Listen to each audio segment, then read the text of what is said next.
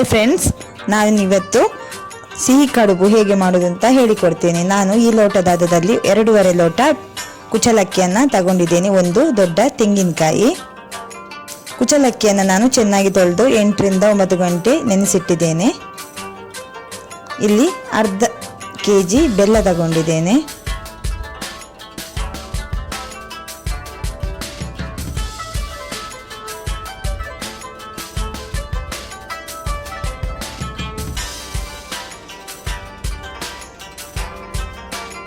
ರುಚಿಗೆ ತಕ್ಕಷ್ಟು ಉಪ್ಪು.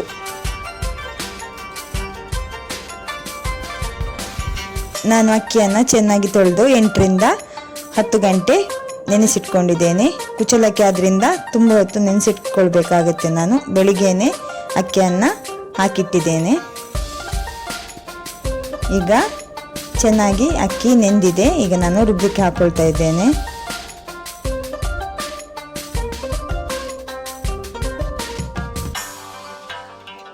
ತುಂಬ ನೀರು ಹಾಕ್ಕೊಂಡು ರುಬ್ಕೊಳ್ಬೇಡಿ, ಎಷ್ಟು ಬೇಕೋ ಅಷ್ಟೇ ನೀರು ಹಾಕ್ಕೊಂಡು ಗಟ್ಟಿಯಾಗಿ ರುಬ್ಕೊಳ್ಳಿ. ನಾನು ರುಬ್ಬುವಾಗಲೇ ರುಚಿಗೆ ಎಷ್ಟು ಬೇಕೋ ಅಷ್ಟು ಉಪ್ಪು ಸೇರಿಸ್ಕೊಂಡಿದ್ದೇನೆ.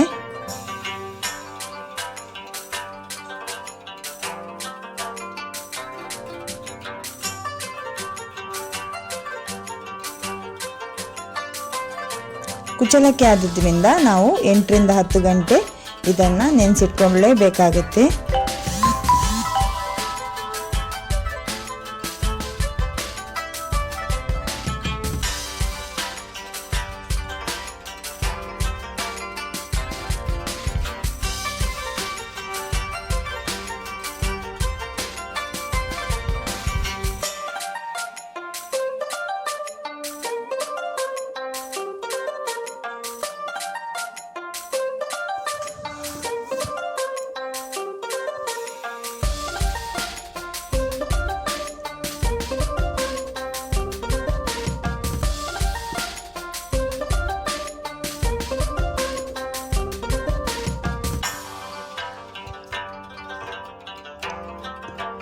ಈಗ ಅಕ್ಕಿ ಚೆನ್ನಾಗಿ ರುಬ್ಬಿ ನಾನು ಗ್ರೈಂಡರ್ನಿಂದ ತಗೊಂಡಿದ್ದೇನೆ.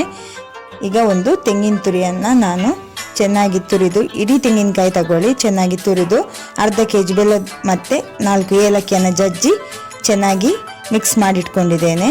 ಈಗ ಪಾತ್ರೆಯಲ್ಲಿ ನಾನು ನೀರು ಹಾಕ್ಕೊಂಡು ಬಿಸಿ ಆಗಲಿಕ್ಕೆ ಇಟ್ಟಿದ್ದೇನೆ.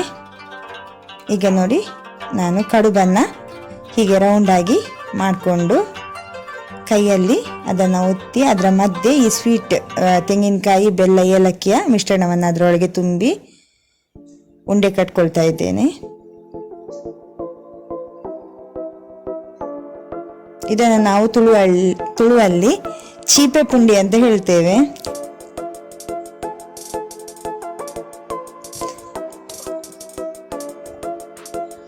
ಈಗ ಒಂದೊಂದೇ ಕಡುಬನ್ನು ನಾನು ಕುದೀತಾ ಇರುವಂತಹ ಪಾತ್ರೆಯ ಮೇಲೆ ಇಟ್ಕೊಂಡು ಬರ್ತಾ ಇದ್ದೇನೆ. ಎಲ್ಲ ಕೂಡ ಅದೇ ಥರ ಉಂಡೆ ಕಟ್ಟಿ ಒಳಗೆ ಸ್ವೀಟ್ ಹಾಕ್ಕೊಂಡು ಕಡುಬು ಮಾಡಿಕೊಳ್ಳೋಣ. ನಾವು ನೀರು ಕುದಿದ ನಂತರವೇ ನಾವು ಒಂದೊಂದೇ ಕಡುಬನ್ನು ಪಾತ್ರೆಯ ಮೇಲೆ ಇಟ್ಕೊಂಡು ಬರಬೇಕು.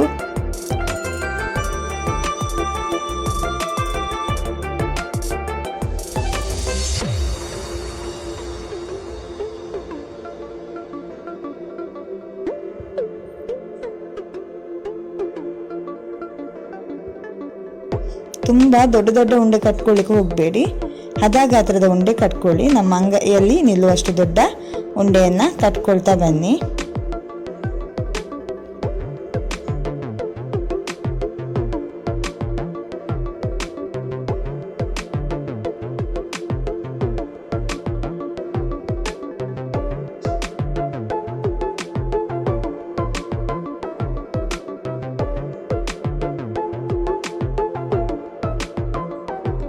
ಇದರ ಮಿಶ್ರಣ ಮಾಡುವಾಗ ಏಲಕ್ಕಿ ಬೇಕಾದರೆ ಮಾತ್ರ ಸೇರಿಸ್ಕೊಳ್ಳಿ, ಇಲ್ಲಂದರೆ ತೆಂಗಿನಕಾಯಿ ಮತ್ತು ಬೆಲ್ಲದ ಮಿಶ್ರಣ ಮಾತ್ರ ಮಾಡ್ಕೊಂಡು ಕೂಡ ಕಡುಬನ್ನು ಕಟ್ಕೊಳ್ಬೋದು ನಾವು.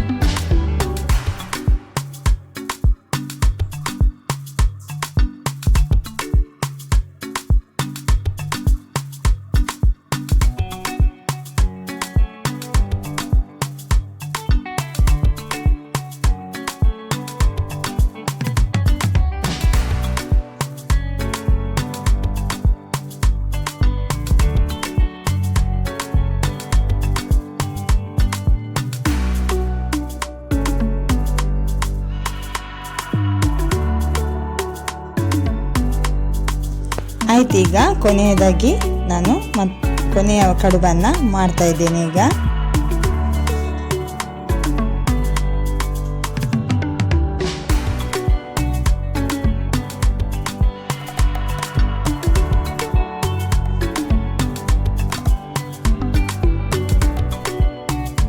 ಆಯಿತು ನೋಡಿ, ಈಗ ನಾನು ಬೇಯಲಿಕ್ಕೆ ಇಡ್ತಾ ಇದ್ದೇನೆ. ಎಲ್ಲ ಕಡುಬು ಕಟ್ಟಿ ಆಯಿತು. ಈಗ ನಾವು ಬಾಯಿ ಮುಚ್ಚಿ ಬೇಯಲಿಕ್ಕೆ ಬಿಡು. ಒಂದು 20 ರಿಂದ 25 ನಿಮಿಷ ನಾವು ಮೀಡಿಯಂ ಫ್ಲೇಮಲ್ಲಿ ಇಟ್ಕೊಂಡು ಬೇಯಲಿಕ್ಕೆ ಬಿಡೋಣ.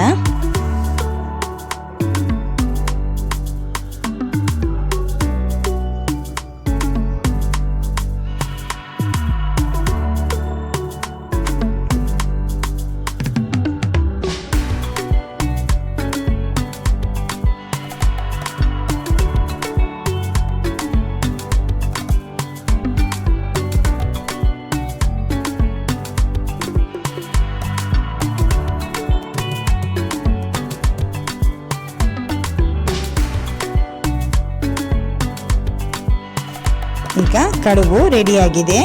20 ನಿಮಿಷ ನಂತರ ಬಾಯಿ ತೆಗೆದು ನೋಡಿದಾಗ ಕಡುಬು ಚೆನ್ನಾಗಿ ಬೆಂದಿದೆ.